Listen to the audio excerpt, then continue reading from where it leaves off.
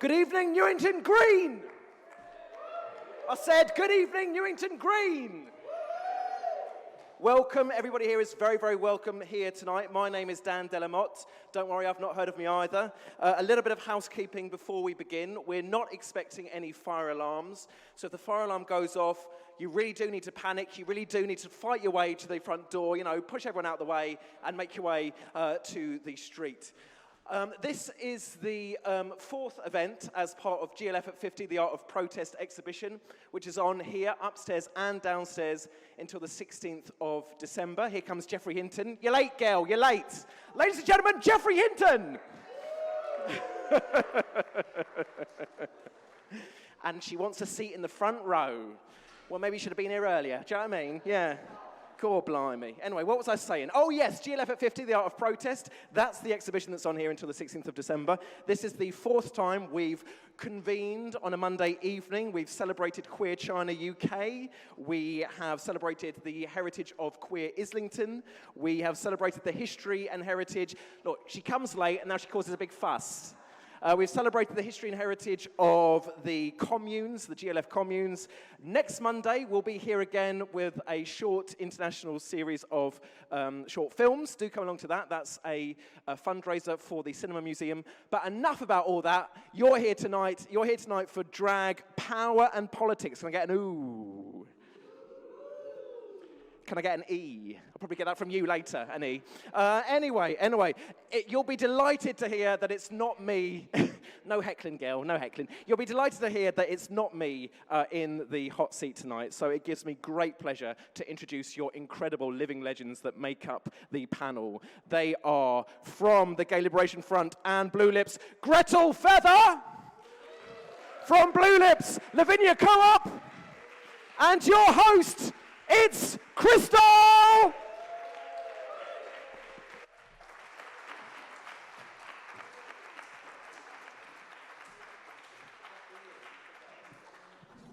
think this works. Hello. Welcome to Drag. How are we all doing? Fabulous. So this is Drag, Power, and Politics. Between these two, I think we've got a fair shake at both of them. I'm just excited to get into conversation and for you to get to know these two wonderful people. For those who don't know me, my name's Crystal. I am the hairy transvestite that made a splash on RuPaul's Drag Race UK Season 1.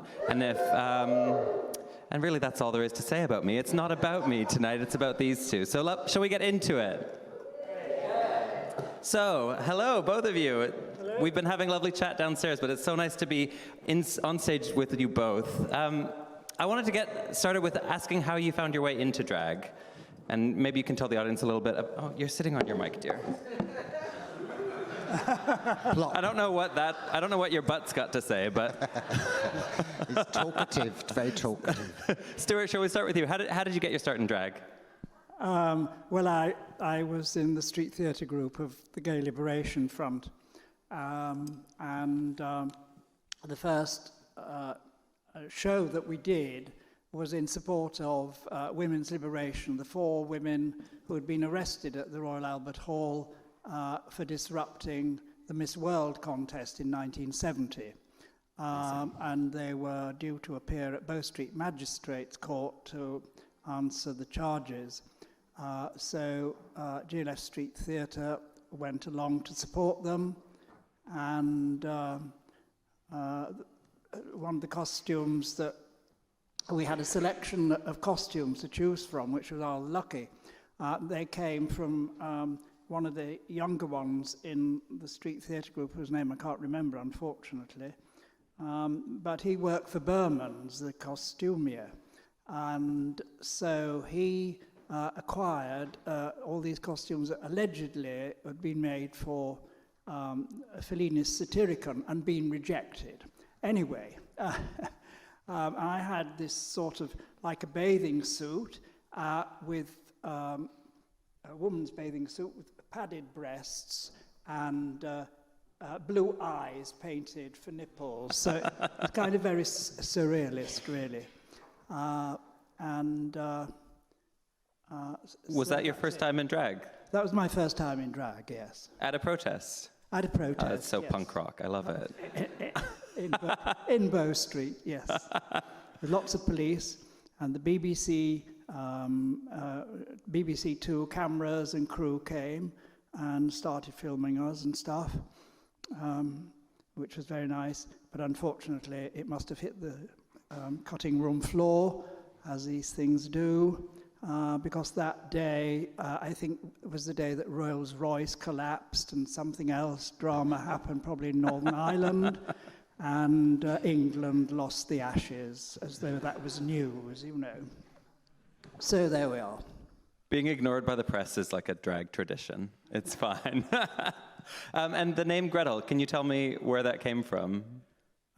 Yes, I had a friend in Gay Lib that I was living with, and he was a lovely man and very, very talented.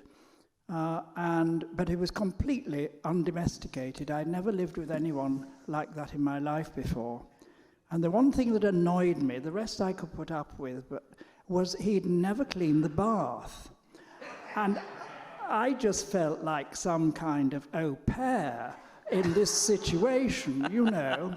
And I got a bit annoyed one day, and I left him a note saying, hey, you know, please clean the bath, and who do you think you are? And signed it Gretal. I was thinking of a German au pair name, and that's the one that came into my head. So an hour or so later, I went out, and I was just walking down the street, and there was this friend coming towards me, and he said, oh, hello, Gretal, how are you? And I thought, he knows my name. Oh, God, it's all around the village, you know. So there you are. No going back into the closet then? None whatsoever with a name like that. Fabulous, thank you. Lavinia, how did you find drag? I think it was really with the Bloolips, a gay theatre troupe we got involved with. It was sort of after the hippie, had gone through the hippie thing, so it was very androgynous, and we were really experimental and things like that, growing long hair and things, and beads and bangles. But then we got together with a group, Bette Bourne from the Bloolips started a thing, and then we did a show called The Ugly Duckling, and it was, that was the beginning of, we did whiteface and sort of clown, you know, sort of clown kind of a look a bit, but no, that was amazing. First time doing that. What happened? Describe that first time to me. God, they gave me a solo part. It was too much. I'd done a lot of dancing. I was learning dancing, and then they said I got a really big part, the ugly duckling. I was the ugly. No, it was good. It was good. And the story goes, you're thrown out of Normality Farm. So with the ugly ducklings, there's, they're thrown out, and then you come across the punk rocklings, and they're all punk, and that they say, be like us, and then you come across the drag queens, Goosey Nafarina and Queen Cockerel, and they say, be like us, and they get shot by their agent. But anyway, and then they come across the leather men, and they're saying, wherever we go, whatever we do, we're going to go through it in leather. And they'd be like us. So this was the beginning of that sort of, we were getting into clone by then. There was a big opening up of the development of the gay. So looks, so that's when we really, when coming across this, it was the feminine principle, it was androgynous, it was like this hadn't been done really in this way. Gay Sweatshop had done that. There was lots of gay theatre and there was lots of black theatre, the beginning of that. And the other thing is to do it on stage was safer. So we had that fourth wall, and even though sometimes it crossed, because even when we first did the Ugly Duckling in the Tabernacle, the local community centre, they were like, oh, fuck off, swearing at us, because they were very rough, and they just saw us as the street people, the street drag queens and things like that, but we'd put on a whole show together, a bit of tap dancing and everything. Oh, it was fabulous. And that was with the Bloolips. With the Bloolips. A fabulous drag performance troupe. You can watch a documentary about them on YouTube. I think it's available on even. It's wonderful. You both participated in what you call radical drag in the Bloolips. What does that mean to you, that term, radical drag? Radical drag really came from gay liberation, really. And that was because I I and several other people, and then gradually more and more people started getting into drag. And we saw it as like a way forward, as putting across the idea that we were pro-feminist men, but the rest of the men didn't like it at all. And they were saying, oh, you give homosexuals a bad name and all that kind of thing, you know. But over time, we began to change things in GLF, and we became really influential, which just made people even madder about us, you know. They were very unhappy. But we went on to organize. There was a group called the Festival of Light, which was run by Mary Whitehouse and Lord Longford and Malcolm Muggeridge and all these you know, moral leaders of the country, including Cliff Richards. And Stiff Pilchards. yes. And they had this big inaugural meeting in Westminster Central Hall. And John Chesterman, who was organizing everything with us, managed to slip a woman friend of his. She managed to persuade them to give her a job as a volunteer in the office, organizing this whole event, followed by an event in Hyde Park 2 weeks later, which started off with a rally in Trafalgar Square. Anyway, so we managed to get lots of tickets. We either, you know, lots of us dressed in drag underneath and then put clothes on top so we'd look respectable and get in. So that all worked very well. And then when people started mounting the pulpit and starting the rally, then we'd all split up into groups, and we all knew which group in front of us would be doing such and such an action. So when you saw the action that you recognized, you could then wait till they'd finished and everything had settled down, and then you did yours. So it was like this rolling number that went on throughout the conference. And people released mice at one point, which caused great panic. Same-sex couples stood up and kissed at another point. There was the youth, well, what else was there? There was, the nuns, of course, who filed very solemnly to the front down by the pulpit and turned round and faced the congregation and lifted up their skirts and did a can-can right the way to the end of the aisle. Of course, they were caught by the stewards and turfed out, at which point the youth group in the balcony draped a big white sheet over the balcony with the words "Cliff for Queen" written on it. And then another queen cried out from up in the balcony, "Lordy, Lordy, I've seen the face of the Lord. Glory, glory, hallelujah. I am saved, glory, hallelujah." And the whole place fell silent. And for a minute or something, people actually believed that someone in the congregation had been saved. And then, of course, the doubt started coming in. Don't get any ideas. And so the stewards made a grab for him, but he managed to get all the way down to the balcony at the front and declaimed his hosannas once more before they grabbed him and threw him out. Then what was your action? My action, I was with the Ku Klux Klan group. So immediately after the drag queen who'd been saved, we sort of stood up and sort of, raised our right arm and started, telling them they were really in favor of the whole movement, and this behavior by these people was just disgusting, and they should be crucified. Of course, when they got that, they knew what was up. So we were turfed out as well. Am I right that you were arrested? No. Not at that event? There was no arrest whatsoever. And the last action was the action group themselves, all the butch guys in GLF, and they managed to get into the switch room in the basement and plunge half the hall into darkness. So the headline in The Guardian the next day was, "Darkness in Our Light." Fabulous. Where I was arrested was 2 weeks later in Hyde Park. They were waiting for us then, you see.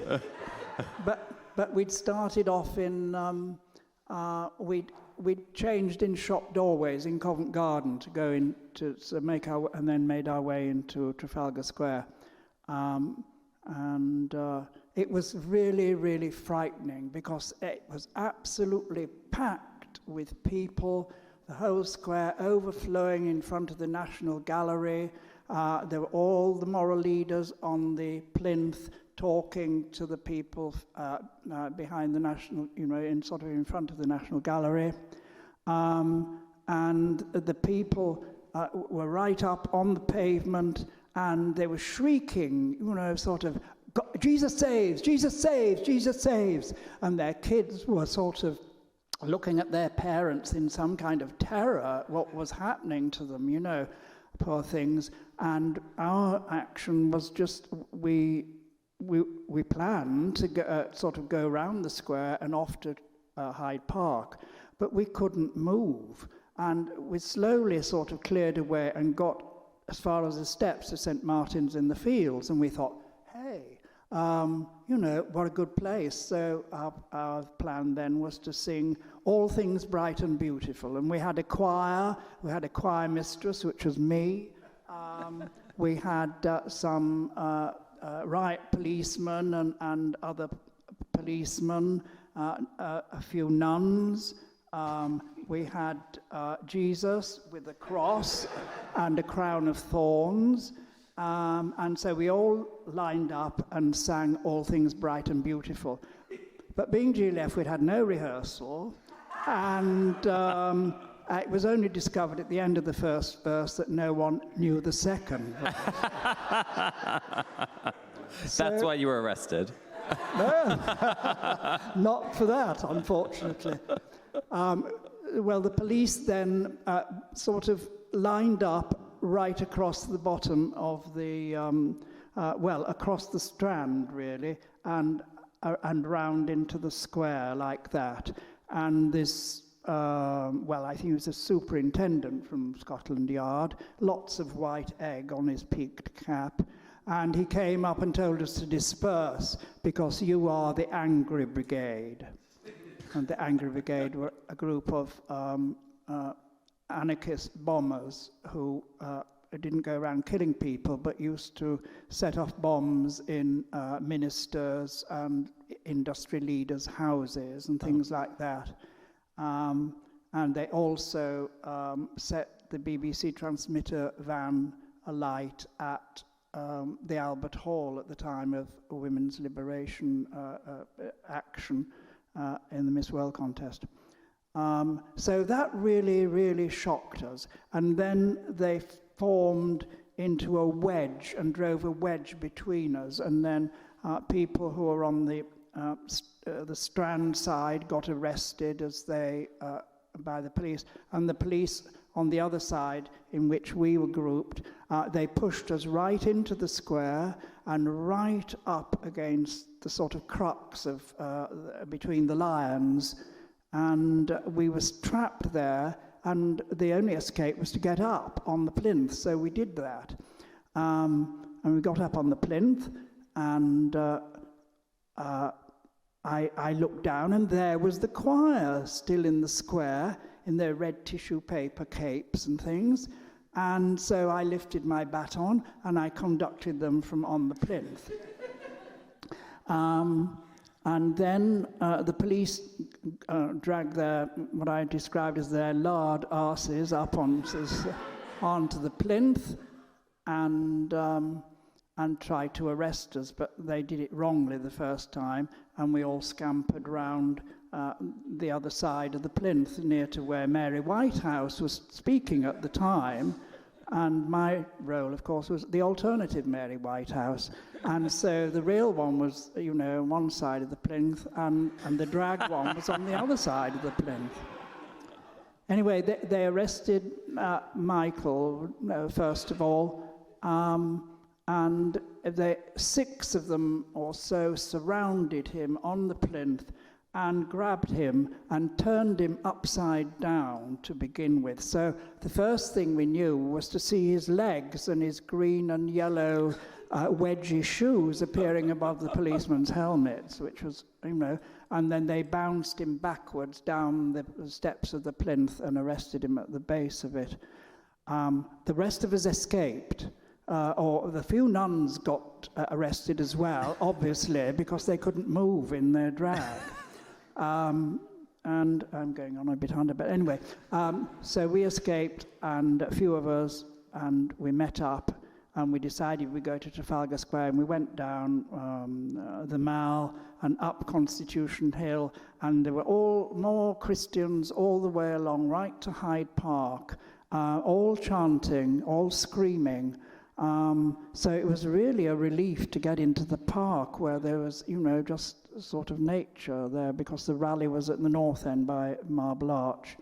So we were just walking peacefully across the grass to where we thought our group would be, GLF would be, and the police swooped on us from behind and grabbed us, thrust our arms up our back, and dragged us towards their van, or sort of frog marches, really. So they took us to Hyde Park Police Station. It was an What was the pretext for the arrest? What was the charge? I don't know, disturbing the peace. Right. It was sort of minor charges, really. There's nothing serious except for Nicholas, who was the spirit of porn. Nicholas, who was my flatmate, who I got my name from. And they kept us in the cells. They shoved us all in the cells, and 2 minutes later the cops came back into my cell and said, "Are you wearing a bra?" And I thought, oh God, the only time in my life I've ever worn a bra. "Yes, take it off." "Why?" "Because you might hang yourself now, get it off." I'm mad. And then after about a couple of hours, they told us to come out of our cells. They unlocked them and stand in the corridor. And the corridor went along this corridor to one end, and we all lined up there. And then we had to move round to the end of that corridor and back down to about halfway down, where there was a police sergeant at a desk with a charge sheet and the arresting police officer. So when I got halfway down the corridor, I was opposite the charge sergeant's desk, and it was Nicholas who was being charged. And the first I heard was the charge sergeant saying to the officer, "Are you sure you want to arrest him for assault, charge him with assault?" And the officer said, "Yeah, I do." So the sergeant really looked at him and was sort of nodding and saying, "Are you sure?" And he said, "Yes." So the details were wrote down, and Nicholas was charged with assault on the police officer, which carries a 6-month sentence automatically if you're convicted. And the officer explained that he'd grabbed Nicholas's arms from behind, but what he didn't realize was that Nicholas was he was a small guy, 5'11" or something. He locked his arms because he trained at the Royal Ballet School at White Lodge. And the policeman didn't expect that from this frail-looking number. And his hands shot down Nicholas's arms, and cut his little finger on Nicholas's diamante bracelet. So when it came to Nicholas's trial, anyway, the first time he was at a different court to the rest of us. They couldn't. They said, we can't proceed with the case today because the policeman concerned is not available. So then, another month of agony had to go by, and this time when Nicholas got to court for the second time, they said that they were apologized to the court, but they couldn't find the paperwork had been lost. So they didn't want that to come out in the newspapers, obviously, because it would have made them look such idiots. So he was lucky. Yeah. Right. Wow. There's a lot happened. I want to get back to the drag of it all a little bit, and maybe Lavinia, you can pick up that other question that I had as well about radical drag. And we've talked about how that intersects with protest a bit, but what does that mean to you, radical drag? And do you see yourself as a drag queen? Yeah, I'm a drag queen. Actor, singer, dancer, drag queen, that really gets them. Model. Especially out of drag. Where do you do it? Ingenue. No, so let's get this right. To me, working on stage, you could be quite radical and do many strong things. You could make a lot of points, and you can wear stuff, and it's bigger. I often think of it like opera. There's a lot you can do. There's stage and set, so that's a whole other aspect. But the other one is street drag, and coming along, I remember we went to San Francisco in '81, and there was queens in the street there, and I thought, my God, they've got their slippers on, and they're offering me a little newspaper to sit on the sidewalk and to chat, and I thought, this is too much, this is me, curlers and aprons. So there's such a diversity of drag. So then the other one, okay, is street. Sometimes, how do you appear? Working in nightclubs is another one. You're in nightclubs. That can be really tricky because it's a bit like improvising in street theatre. It's a bit like street theatre. You have to be really alive. Again, it's a bit safe because you're in a nightclub. So sometimes it's murder. If the security are with you, then you're pretty okay. But again, that's sort of a safe space. But going in the street, getting out the door, get the taxi, run up the thing, dealing with people. So radical drag, Well, wow. do you see it as female impersonation? No. How would you define it? See, we know what female impersonation is. It's the whole character. Occasionally on stage you would do a female, playing a female, playing a man, these are characters. But not really myself, because you're sort of putting across an idea that you're obviously a man. And you hear all those things, oh, are you a lady? You go, okay, I'm getting a cab. Yeah, no, I'm obviously a man, Can't relate. But androgyny, that idea. Well, what was they want you to wear tits? No. Right. It's feathers. It's how you style yourself. Is it masculine, feminine? What makes it masculine, feminine? Is it the way I put it together? Is it my character coming out? Is it your makeup? Well, what makes you? It's going from a border from woman and mixed androgynous, going into a whole nother realm there. There's a hell of a lot more of what we can do to wear. It's kind of rejecting the binary, I guess. Well, now hang on. Oh. Sorry, have I used the word? Yeah, this is a long word. That Well, what was the mainstream drag scene like when you started? Because the term radical drag kind of implies you were counter something that was, in the mainstream. So how did you see mainstream drag at the time? Well, mainstream drag at the time was, you could see it once every 3 months, and then sometimes once every month. There was a wonderful drag queen called, Jean Fredericks, who was from Toronto, you'd like to know. And he played the trombone, and very well. Anyway, he had the clever idea of hiring the Porchester Hall in Bayswater and having drag nights. And the first one that I went to, it was in '68 with my boyfriend, and you know, we went along, and it was a great evening, just sort of, you know, seeing all these drag queens having a bit of a laugh, you know, and all that. They were very serious about everything. You know, they spent the 3 months between the nights hand-making their next costume, and it was all very formal, and their boyfriends were all in, you know, sort of black jacket and tie, and there was a competition, of course, and a prize, and all that kind of thing.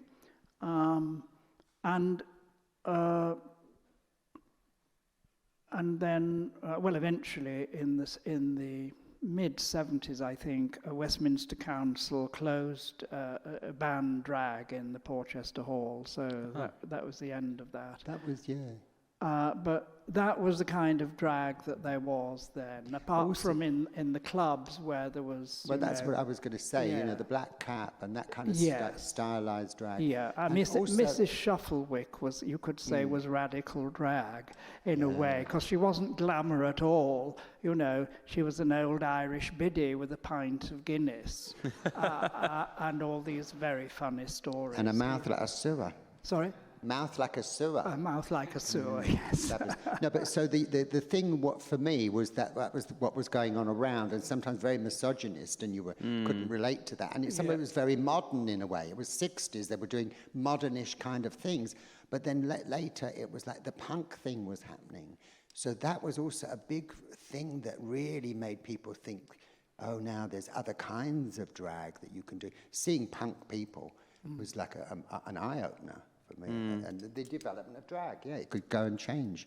And so you would see drag acts at the time doing caricatures of women. There was a misogynist element to some of it that you were seeing, and maybe that was a little bit of the counter drag that you were trying to put forward. Is a different idea to that?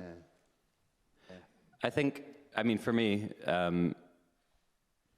I even find the word drag queen kind of a bit funny sometimes, because I think it starts to play into that exact same binary again, and words like drag artist make more sense to me, because I think the whole point of drag is to challenge that idea of what a man is and what a woman is. And if you see me right now and you get woman, well, I think that's more on you than it is on me, because there's actually nothing about me right now that belongs to femininity necessarily. It's just what we've decided, what society has decided belongs to femininity. So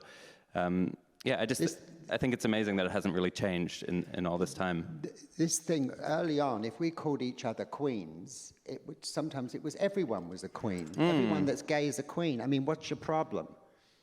You know what I mean? So it's not a bad word. No. It's androgynous. It's also that side of the revolution is that there are feminine men, and there's another attitude here. It's not all stereotyped. No. Power, politics, politics. Well, let's get into the power then, because, I mean, do you feel powerful in drag? Oh yeah, absolutely. No. How does it make you feel? If you're going to wear something different, you're going to be noticed. So you've got to rise up to it. You've got a kind of a mask. As you go along, you get better at it because you've dealt with situations. Yes, stage really helps you. No, drag, oh gosh, you have a mask, it's very obvious to people now how to play it, how to be careful, how to get away with it, how to move somewhere else. Let's go back on history. When you think of all the way through the first drag kings and drag queens in vaudeville and musical, why is that principle so difficult? Why was it it still goes on. We're being drag queens.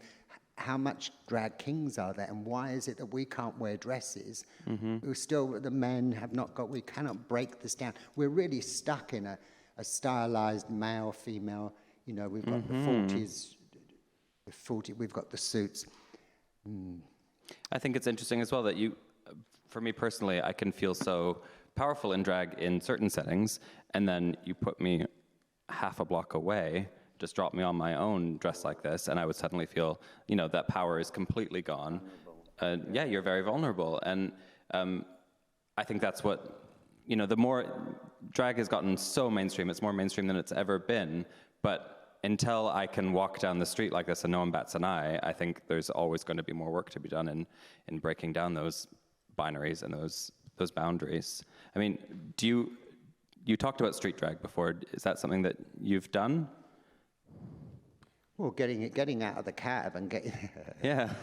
If you do festivals, sometimes there's places, but yeah, the other one is the theatrical side can come into it for some, but it's not as if you're always out there with dealing with that drag thing. No, sometimes I like to drop it all, and that's your issue. I'm having a good time here. Don't want to get into it. What you're about is people come and focus on you and want to touch you to see if you've got a beard, and you go, oh God, yeah. Lots of stuff.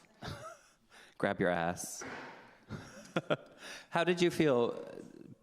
Did you feel powerful when you were in Mary Whitehouse drag?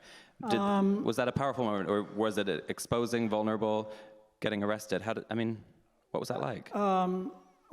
Yes. I mean, the first time at Bow Street, I sensed the power of drag then, very much, and so I was very interested in that. As I say, I began to meet in the course of that year in '71 other queens who were thinking like me, who also had a bit of drag experience, or others that hadn't, that were interested. And we were also really interested in the women's liberation movement and the women in GLF who were connected with that. And one could see very clearly, at least I thought so, we all thought so, that the women's liberation movement and what they were saying about men was really sort of spot on. And the women then in GLF started complaining about the men being such misogynists and so sexist. And that was really our cue to sort of start looking at ourselves and figuring out where we were sexist and where we were misogynist and in the way we behaved towards women and what we thought about women and so on. And as time went on, we all started getting into drag, and then sort of more or less living full-time in drag. So we were on the street, we were like drag queens. We formed a commune in the end. It seemed the easiest thing to do and the best thing to do, because some of us had been thrown out of their flats and bedsits by the landlords for being drag queens. And then they were stuck with where they were going to live. So the solution was to squat empty houses, and there were lots of them in Notting Hill at that time, and all live together. So that's what we did. And then we were living in drag all the time. All the time? All the time. Yes. Makes my back hurt just thinking about it. It was like, you would sometimes in the commune it'd be really lovely, and you'd wake up in the morning and there would be somebody who just sort of handed you a joint as you woke up, so you would have a bit of that spliff, and then you'd think, well, what am I going to wear? And you go into the wardrobe, and our wardrobe was huge, because it was all our drag on one side and all our male drag on the other side. And we had ladders so you could go up, because they were all suspended higher and higher and higher.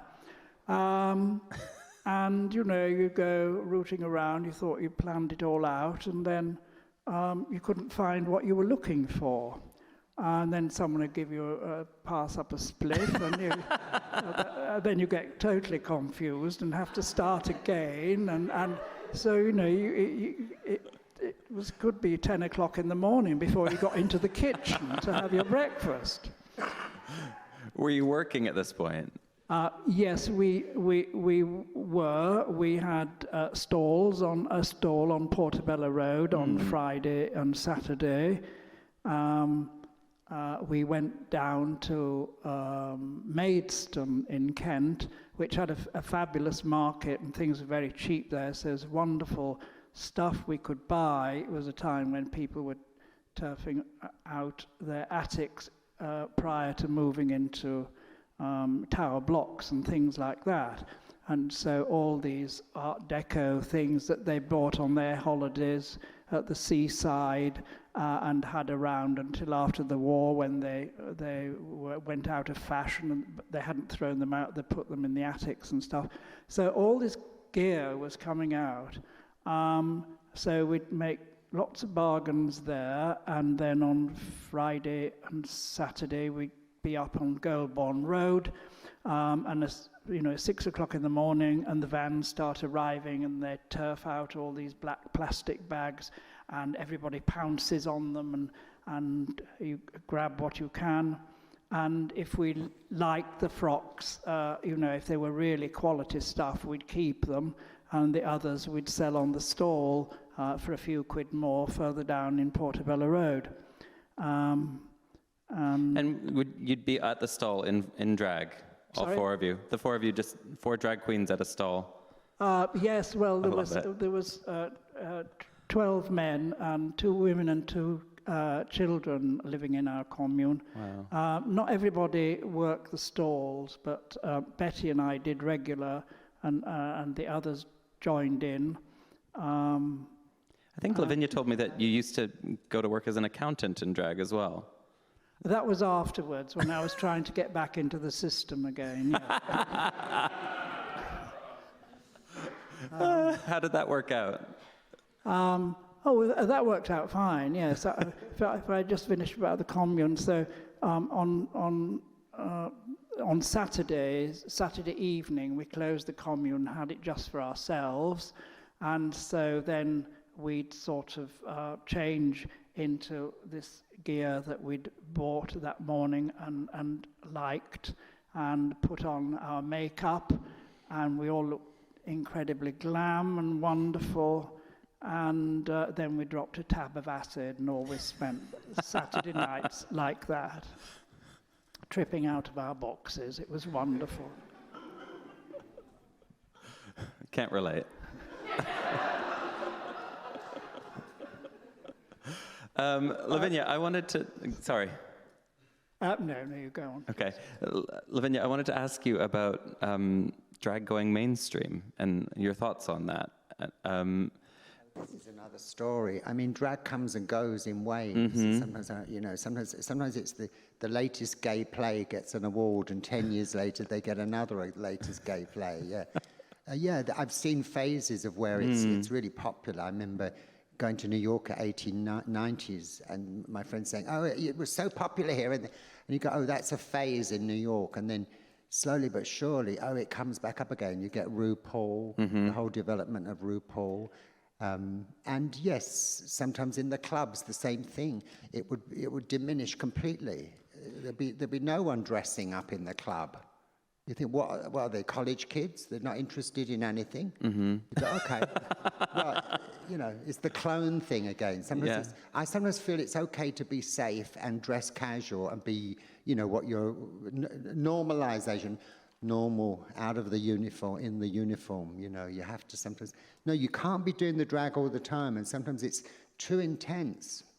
Anything, any mark, I go, oh, no, you just want to be part of everything else as well. What did you ask? What was it? It was something about...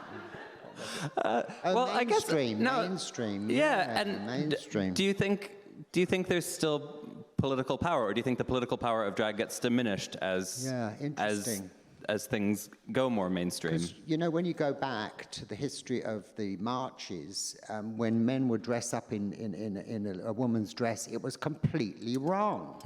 And so it was a real kick in the face of the establishment. Show your bum is the same sort of thing. It's like, no, so in many ways, drag has been really strong at changing things. Well, you can definitely see, you just go to Dalston on any day of the week and you'll see people dressed in a gender non-conforming way. And my perception of it is that people don't bat an eye anymore, but that's a London-centric perspective. Yeah. I'm sure you still go outside of London and that would be absolutely shocking. So I think there is still a lot of ground to be broken. It's interesting what you see on the internet. So that's where the market's opened up. Mm-hmm. You go, oh, there must be goths and romantics in there's different scenes. So it's more inclusive in that way. At least you can see what's going on. So what's happening with RuPaul, those 13 and 14-year-old young girl teenagers are seeing something. They go, oh, wow, this is amazing, which is great. And so do everyone else. It's great fun.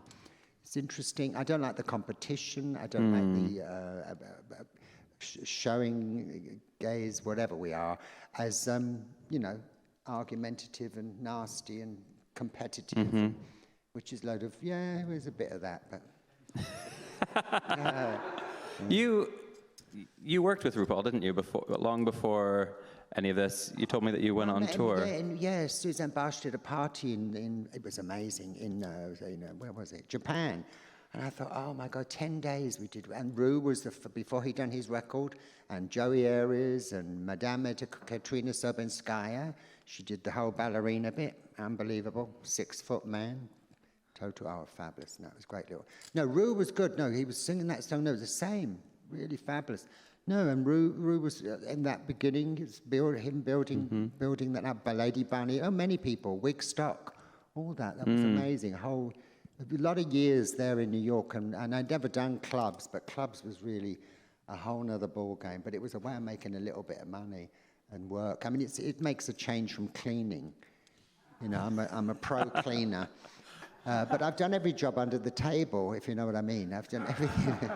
So there's work. If you want to work at this thing, it's the same as being an actor. You know what I mean? You've got to do anything. Well, luckily things worked out.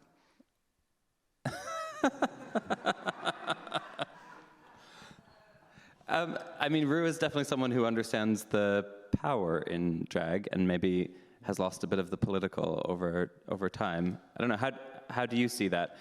Have you watched Drag Race at all, Stuart? I have, yes. Yeah, do you see anything political in it?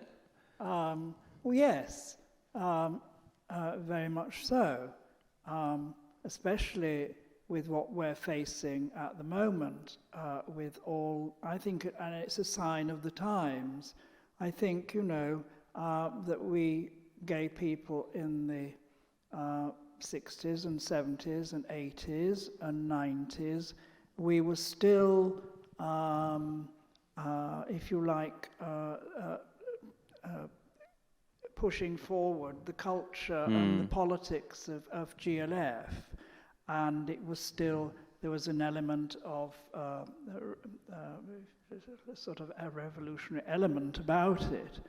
But nowadays, the young ones of the,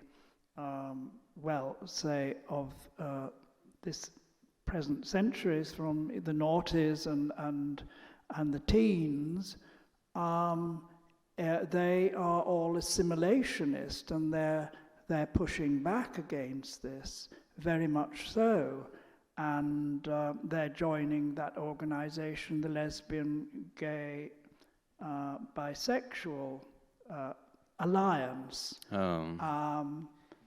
who are creating hell for transsexuals. And, GLF, we were fighting for a time when being gay wouldn't mean anything, and being transsexual wouldn't mean anything. And there was going to be no sort of classification of people because of their sexuality. It was going to be all accepted as part of the beauty of humanity. But now it's very much going the other way, and these silly people are putting themselves in the hands of Christian fundamentalists and doing the work of the Christian fundamentalists and dividing our community with their hatred. I'm not convinced there's any actual gay people in the GLF. Sorry? So not the GLF, sorry, the GLA, the GLB, what are they called? LGB. I'm not convinced there's any actual gay people in there. I think it's just far-right fundamentalists trolling us all. Well, that's what I thought to begin with, but there are, I'm afraid. And there's even a man called Don Milligan who was at Lancaster University at the time of GLF in 1971, a rabid international socialist who was finally thrown out of the party because, like all these left-wing sort of groups, including the Labour Party and the unions, the hierarchy sit on top of them and won't let them discuss gay issues or sexuality. And Don Milligan was thrown out of the International Socialist because it was run by this very power-hungry, selfish man who would not allow anyone who was gay in the International Socialist express anything about the politics of sexuality. And he was... and he's now part of the lesbian, gay, bisexual alliance. And he's very much a misogynist as well. It's such a classic example of pulling up the ladder behind you as soon as you get some of the rights that you're looking for, that you just pull it up behind you and leave behind the most marginalized communities. It's very disappointing. I think identity is something that you just touched on. The focus on identity can be so useful because it can really help people express exactly who they are and how they feel inside. But the more specific we get with our identity, sometimes I also think we limit ourselves and we potentially make ourselves more vulnerable because we can be segregated into smaller and smaller groups and cut off from each other, and it becomes easier and easier to do that. So I think that's the real challenge that we face right now, is figuring out how to hold a really strong individual identity while still maintaining part of a larger community and action. I don't know, how does that sit with you?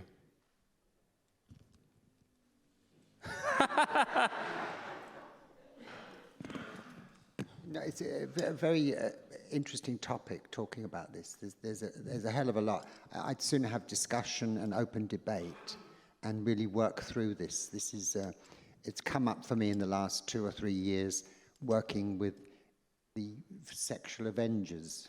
It was a group of people for 6 months, and it was quite amazing because it opened me up to a lot of, I've worked with a lot of trans people, and so coming across this, the use of language, and no, this is a small group of people that I really love and adore, so I'm still finding out my way. I don't understand everything, and I can see a hell of a lot of hurtful, oppressive things that have happened to people, very similar to gay people too. But anyway, I can't really talk about it. I haven't got, I've not got the information, or there's a lot of issues here. Well, let's move on then, looking forward. And yes. What do you both see as the future of drag, and what's its place? What does it look like? You've seen a lot of drag come and go, so... It does, and if it suits the purpose, great. And I think it always will, in a way, until there's, until there's no stigma about sexuality, then drag's always going to play a part, because it confuses the gender roles and everything, and challenges people. Certainly people at the moment need challenging a lot, that are trying to put down, trans people and so on. So I think drags will always be with us, really. It's even, it's even folkloric in different cultures. I know, for instance, in the Canary Islands, that all the married men in the Canary Islands, when they're doing the ceremony of the sardine on the seashore, which they've been doing for hundreds and hundreds of years, all the men dress it as women for that event. And I think it has a place there. It releases something inside them that they're happy to play with for that day. And although they only play with it for that day, it's there in their heads.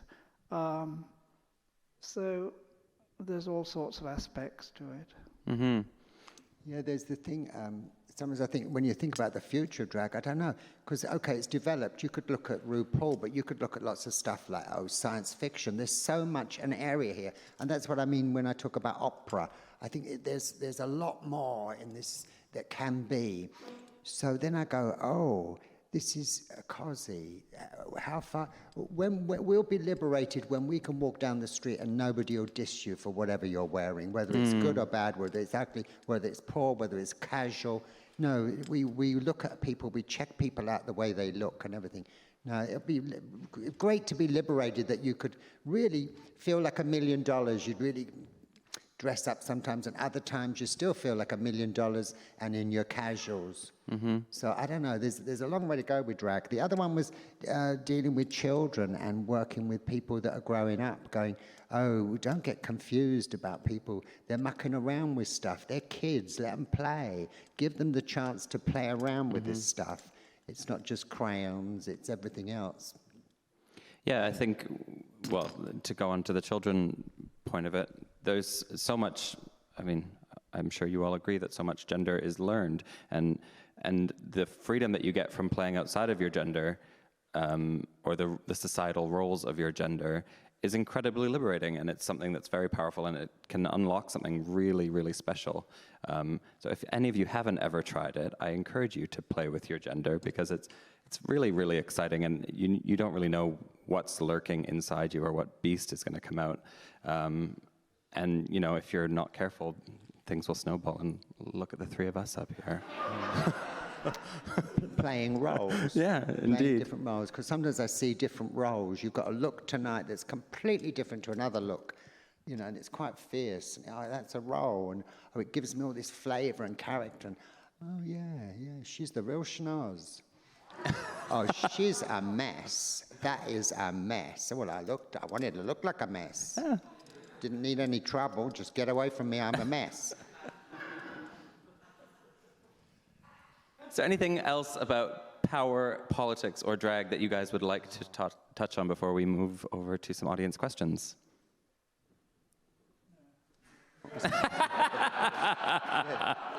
She's good. She's had it. Lavinia, any closing remarks? About power, drag, and politics. Wow, no, there's mumble. Fabulous. Ribbit. Well, thank you both for sharing your stories. Yeah.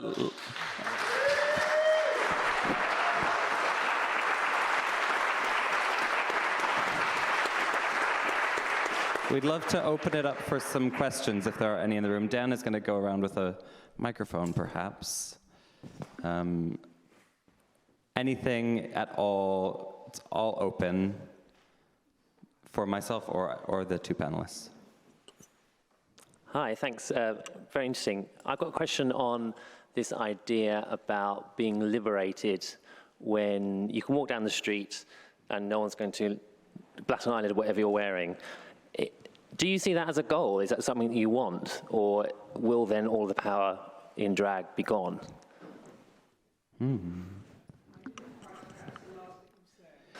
The last bit I said was, is it a goal to want to be able to walk down the street and wear whatever you want and not have anyone bat an eyelid? Is that a goal, or will that mean the power of drag has gone? Well, that would, I think, mean that the power of drag may be gone. Oh, sorry, yes. I'll say that again. I mean, it could indicate that the power of drag has gone, yes. Is it a goal? Well, I'm more interested in the idea of sexuality being non-controversial and fully accepted and no prejudice about it. That's what GLF and individuals that were in it have been thinking about and working towards for the last 50 years. So it could spell the end of drag, but it'd be great in that case, because drag would have served its purpose, to confuse people about gender and make them think. Yes. I think it would spell the end of stigma around cross-dressing and perhaps signal a change in the way that we view gender and the binaries, but there's always going to be a place for performance, and definitely live performance on stage. And I think so much of drag is about that, about the character that you can create on stage, the magic that you create when you've got lights and sound and costume and a character. And there's always going to be a place for that. We're always going to want to see people tell stories on stage in whatever form, whether it's through song or dance or lip sync or, I don't know, pouring a bottle of champagne up your butt. There's always a place for that kind of subversive, radical, expressive art. And I don't think that's ever going to go away, no matter how people view you on the street. How do you feel, Lavinia? Is there any more questions? Any more questions? I mean, is that answered? Let's have another one. Hi. I have a rather tricky question, I feel, because I'm wondering about the commercialization of drag in a kind of modern world. So I've kind of taken issue ever so slightly with RuPaul's Drag Race, because I feel it's very competitive, it's very mainstream, and I think the Get out. Burn me on the stake, I don't care. I'll say, because there's something about, it's only something that you hear on a grapevine about, the contracts, the very restrictive contracts of World of Wonder, which kind of border on very restrictive kind of elements of like how much things you can do and how much things you cannot do, which kind of stop people from engaging some elements of activism, it makes me feel. So, and it also like on a kind of different element of that kind of commercialization, it kind of packages it in cis-het appropriate kind of glamour, and also... I'm losing a bit to your mask, I think. Oh, sorry. Yeah, give me your best enunciation through that. I shall try. Thank you. I've got a Polish accent as well, so so there's something about the fact that it's kind of getting very packaged as this kind of acceptable format, which I think is also like flattening it ever so slightly. And it's not inclusive of this kind of alternative drag, is it really, if you want to kind of look across the spectrum of the drag as a whole. So the question is, commercialization of drag, back to the panel. Commercialization of drag. Yeah, it's a really, really valid criticism. I think it's definitely something that I've struggled with constantly, is that need to make money and earn a living, and the pleasure I get from earning a living doing something that I really enjoy versus taking money from big corporations and essentially selling out. And like, what is selling out as a queer person, and how much responsibility do I have to hold myself to a really high standard with all of that, versus how much responsibility do I have for myself personally to, be able to eat and pay my rent. It's a really tricky thing, and certainly the second you get on TV, you've already sold out to a degree. You are selling yourself. It's something I struggle with constantly, and I make different decisions about it every day based on how much I need the money, to be honest with you. But it's really fabulous to be able to use that platform to also have conversations like this and talk to people in really frank ways. I don't think that the World of Wonder contract is particularly onerous. They definitely hold you back from doing certain things, but that isn't the biggest sellout that happens after you get on Drag Race. I did an ad for a betting company. I mean, that's pretty grim. But it paid really well. And I don't know, how much, I don't have an answer to any of that, basically, but it's something that I think about constantly. I was thinking like, it's true, when you say the alternative, there's always been an alternative, and I've always thought of alternative theatre, and you're going back way to the 80s and whenever that started. But in New York, it would be off Broadway, so there's the odd, where is the other thing that isn't this so commercial? But the other idea was also to do with gay and business. This is a gay business. I'm this personality. So sometimes, yes, I am making money. I'm working in a bar mitzvah or a bat mitzvah, or I'm working in areas that are sort of like, you know, it's a business. They want a drag queen, they get one. They're paying for it. It's worth £200 a minute. But there you go. So then I go, okay, but how much are you now? Do you ever do anything, put anything back into your drag? Do you make a show? Do you sometimes say something political, do a little bit of a shtick here, get a solo together? You know, sometimes do something like, so the other side, after doing the bar mitzvah, you might go to the bar and everyone else will see your drag. At least you're giving it more to someone else. Yeah, it's a hard one, that line, the borderline between commercial, going with the fashion and the trend, finding your own David Hoyle area. It's also, I think, there's so few careers in this world that I think any of us can say are ethical. And I see a lot of people nodding. I mean, how many people here feel like their job is helping the world in some way? So we've, like, maybe 1/10 of the people here, we all make ethical choices.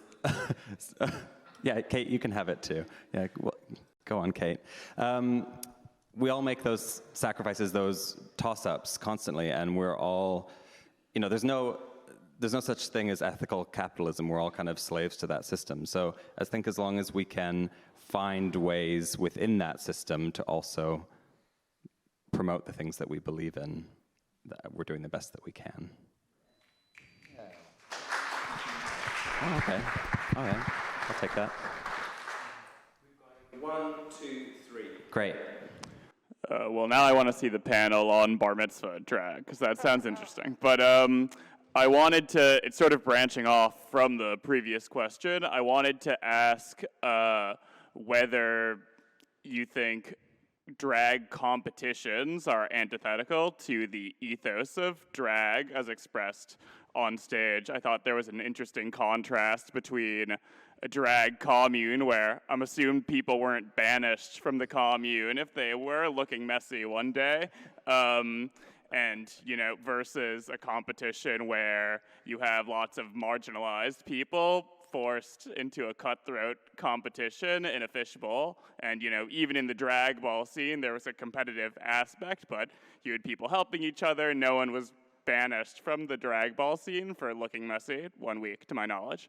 So do you think the drag competitions are antithetical to the ethos of radical drag? Yes, is the short answer. Yes, I think so. Antithetical, yes, because radical drag, or, well, you see, in GLF, the pro-feminist men like me were eventually labelled by the Maoists, I might add, as radical feminists. Now, the radical feminists were really the women, and in GLF they were mainly working class women, and they too went on to form a commune or several communes. We men didn't like the idea of radical drag, of radical femmes, and we said, well, we like radical, that's okay, but femmes, no, we're radical queens. So that's where that came from. And radical queens wore radical drag. Okay, the Maoists had tried radical feminism for themselves, and then denounced it and went back to their Marxist-Leninist, Maoist ideas or ideology. And with an eye to the future, as they always had, being very wise, clever politicians, they dumped the label on us as a way of pointing out to any historians who came along later that the radical femmes in GLF had been the drag queens.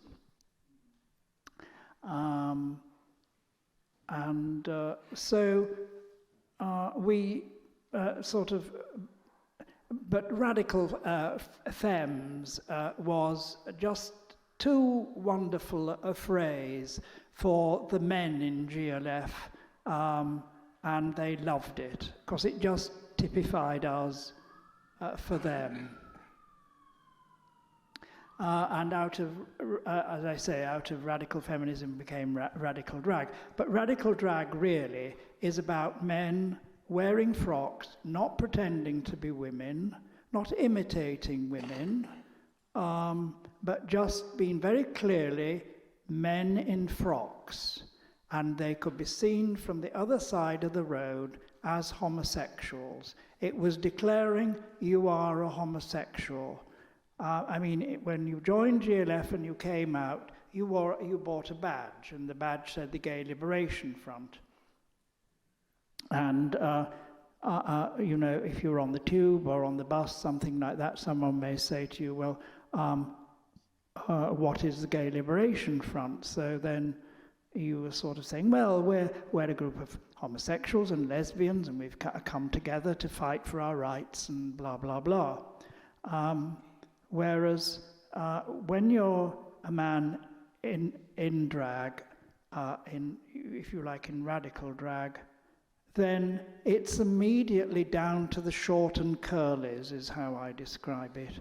You know, it's, hey man, why are you wearing women's clothes, you know? And you have to say in return, well, why are you not wearing women's clothes? You know, and that's the way it goes. They feel personally they're personally affected, they're personally insulted, they're personally offended by your presence.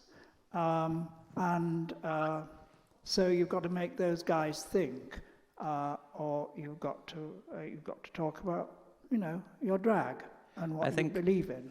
To tie it back to your question, I think the idea of a competition in that space it's kind of a luxury, and it, in some ways, yes, it's completely antithetical to everything that Stuart's talking about and the scene that Stuart comes from, and but it also shows how far we've come, that we can afford to be a little bit silly, and we can afford to have spaces where we are in competition. I don't think Drag Race represents the drag community or the drag scene. It's a slice of it, and it's great TV, and it's very entertaining. But I mean, it definitely has trickled down. It does lead to a sense of competition throughout the drag community, but it also shows, I think, how much freedom we have because we can afford to be a little bit frivolous. I don't know. Does that work for you as an answer? Does that work for you as an answer? Yeah, I must say that I do find the drag race very difficult, really. Personally, I hate the competition aspect of it. It's so typical of capitalism. And I hate the bitchiness of it. And it kind of does represent a stereotype of the 1950s before things changed. And we have, in a way, got past that and beyond it. I don't find it, and I just think, as people thought about us, we were, you know, sort of letting the side down. And I kind of feel, in a way, that they're letting the side down too. But because they are, in a way, they're sort of pandering to this image that people have of men in drag. And there's obviously a big market for it, otherwise it wouldn't be on television. But I think it's also an aspect of the assimilation that gay people have entered into with homosexuals. Mm. Yes. Yeah. It's a very good conversation. It's a very good conversation. I'm educated by it. And I've read up on the history of sexuality and gender, and for the majority of human history, the idea that the sexuality is separate entities is a relatively new concept that comes through the Enlightenment. And the irony that when you look back at your ancient European history, there is no idea of heterosexualism or homosexuality. It's just not a word that appears in the way they live their lives. Also, during the pre-colonial periods in Africa and Asia, there's also culture where this idea of homosexuality or heterosexuality doesn't exist. It's part of the idea of sexuality as a dual or interpersonal, inter-self type of existence. Do you view sexuality as a spectrum, or do you feel that as a human society in the 21st century, we've relied too much on compartmentalism? I think this goes back to what I was saying before about the power of labels, but also the limiting nature of them. And that's why I like the word queer, because it opens up a world of possibilities, and it feels limitless to me. And it feels like it gives me space to grow and change as I grow and change. I'm not limited by a specific understanding of a specific word. I've got flexibility within that. And I think my ideal world is a world where we all live in an unlimited capacity, which is why I like the word queer. And yes, I do find words like gay kind of limiting these days. Yes, I think you're right that, I mean, well, especially in European, I think it's generally accepted in Europe that we're a very compartmentalized kind of people in a very compartmentalized class structure. And that reflects our society and what we consider to be the norm.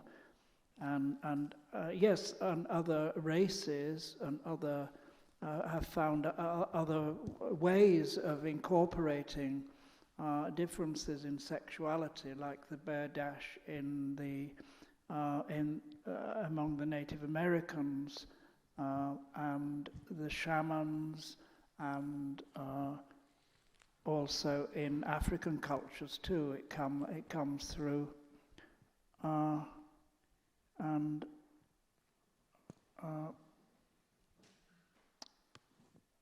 and there's also, and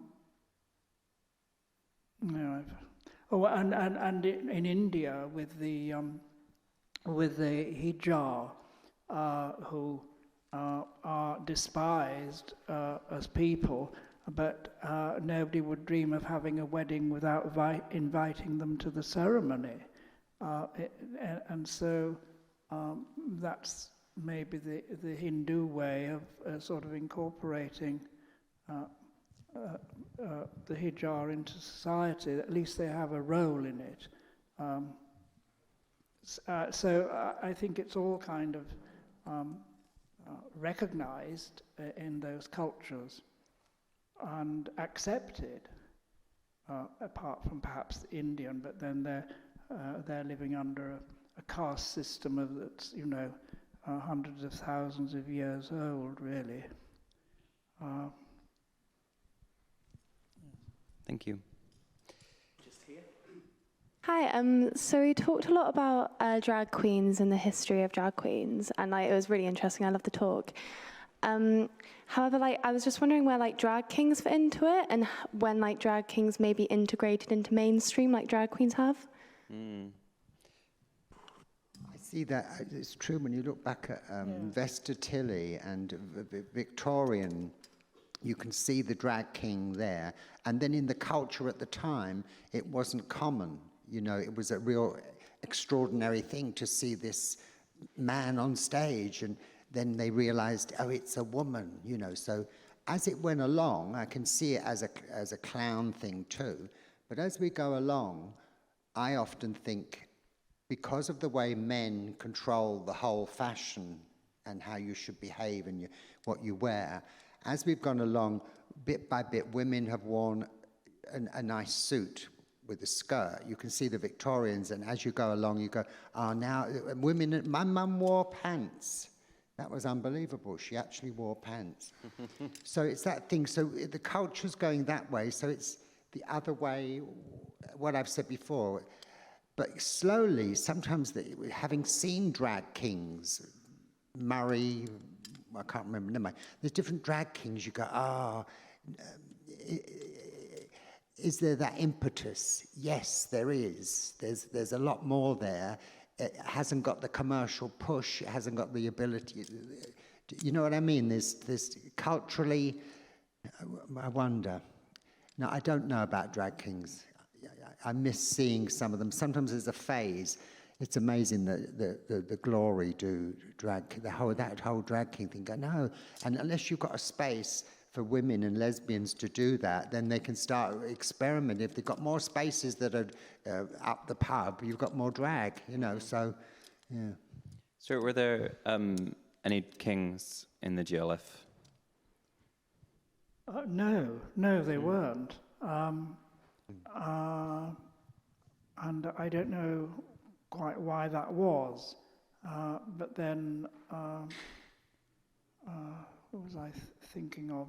The writer, The Well of Loneliness. Yes. I mean, her lover was kind of always wearing drag. Well, they both were, in a way, and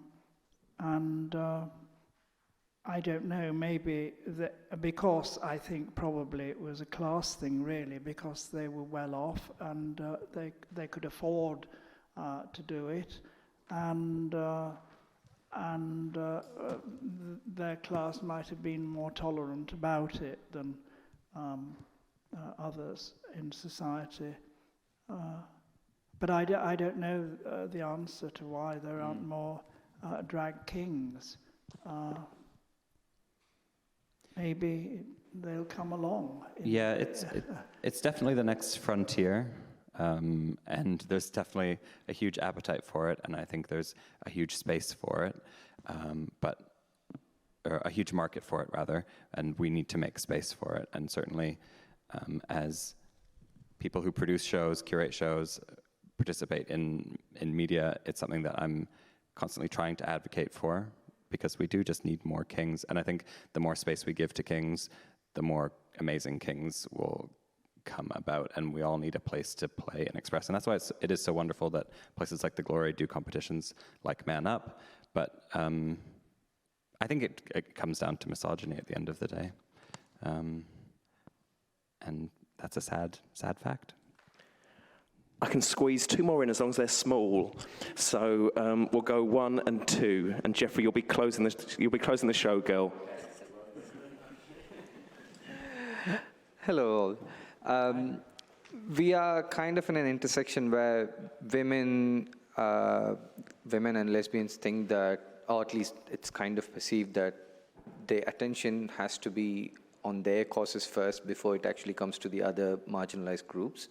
So how do we approach that going forward? Because if you see the rise of TERFs over the past couple of years and the people who are J.K. Rowling and all these examples which come up, it's like instead of holding our hands together and then fighting together, they're saying that, no, this is our space, you're actually kind of encroaching into our space. So how easy do you think that's going to be for us to navigate going forward? How to solve a problem like a TERF? Is that the question? I mean, I don't know. I don't know the answer.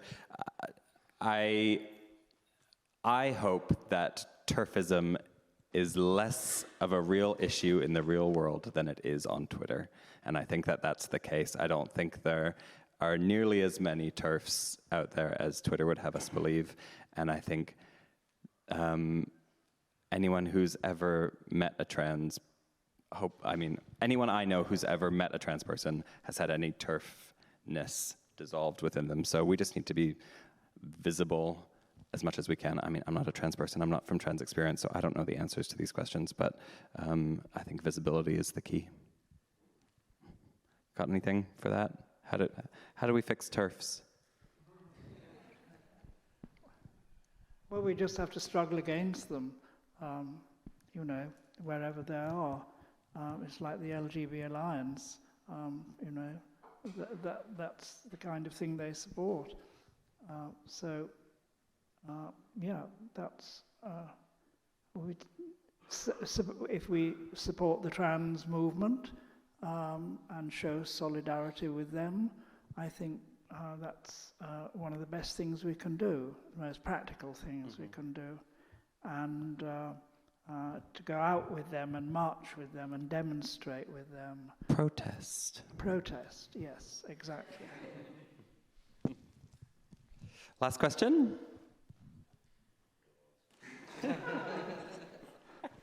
I think mine's a bit complicated. Hold on. Uh-oh. Turn there. It's more about like the sexual empowerment that we're all struggling with as human beings, and especially women will know this from the beginning because they're constantly sexualized, and the sexualized play that goes within dressing up, which you do as a child, because I mean, when I saw you people do the Ugly Duckling, the play and the joy and the liberation of dressing and the empowerment of that really affected me, and I was so empowered by that. And then this world that we live in, which is a very reflected, hyper, commodified internet world, where you're constantly kind of validating the surface, whoever you are, and drag and imagery can also always be seen as a surface. But underneath that, there's an extreme sexualized and also personal sexual journey that each person is going through. And I've definitely seen this online, and I've been part of the recently finding out how people have sex online, and it's kind of really complex because there's this whole new almost language that goes online to do with predominantly people who are saying they're straight, but they're seeking out trans and CD and all this sort of stuff, and it's a sexual encounter. But I've met people in this world, I do it, and it's really interesting the language and the sexualized sexual journey that all these different people are on, which seems to have a space in today's world.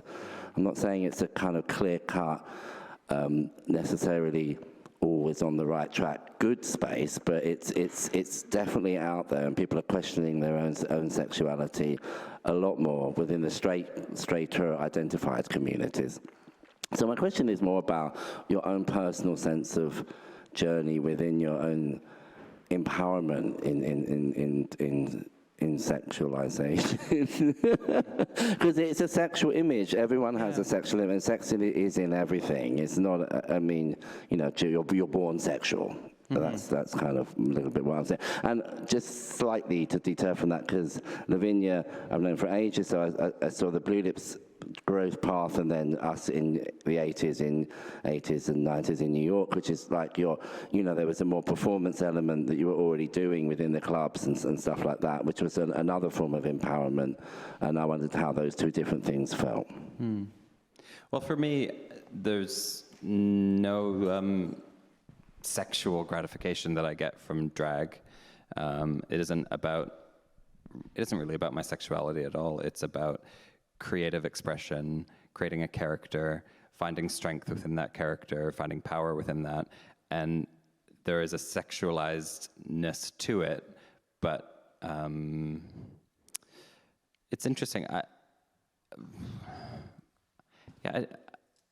do find that challenging, how to reconcile the fact that my character can present as quite sexual, but I'm not actually finding it sexual, if that makes sense. But I think there's a power in appearing sexually confident, and I think that's what I like about it, because it gives me license to behave in a way that I couldn't otherwise, because I am presenting as a sexually liberated person, even if it isn't my sexuality. It's very complicated. I should probably talk to my therapist about it all.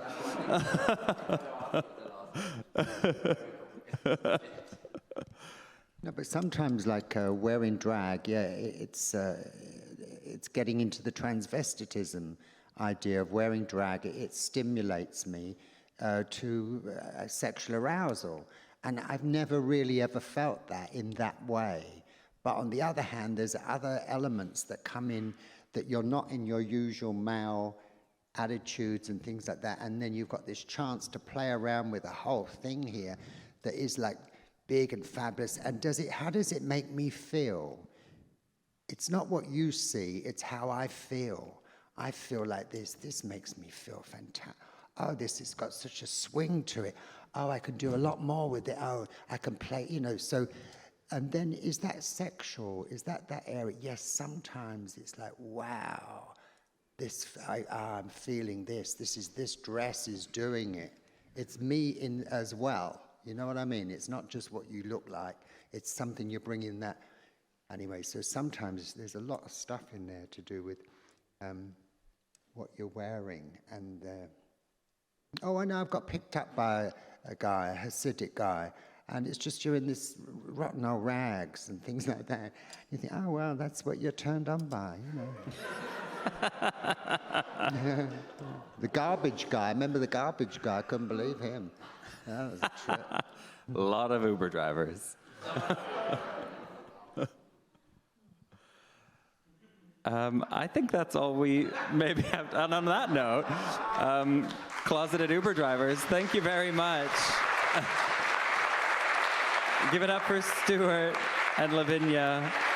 I've been Crystal. Thank you, Newington Greeting Meeting House, for having us. Thank you for coming. And enjoy the exhibition. Thank you, Dan. Woo, woo.